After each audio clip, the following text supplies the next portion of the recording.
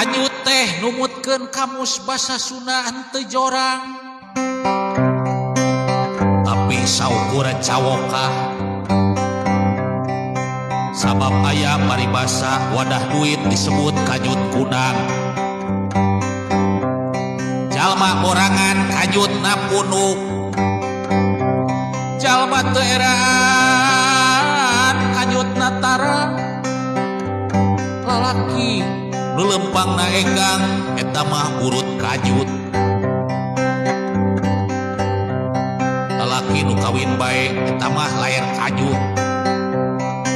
Awewe nu kawin bae eta mah amur kanyut. Samalah lamun aya lalaki hayang ka pamajikan batur atawa hayang ka nu batur eta mah kanyut linglung. Kitu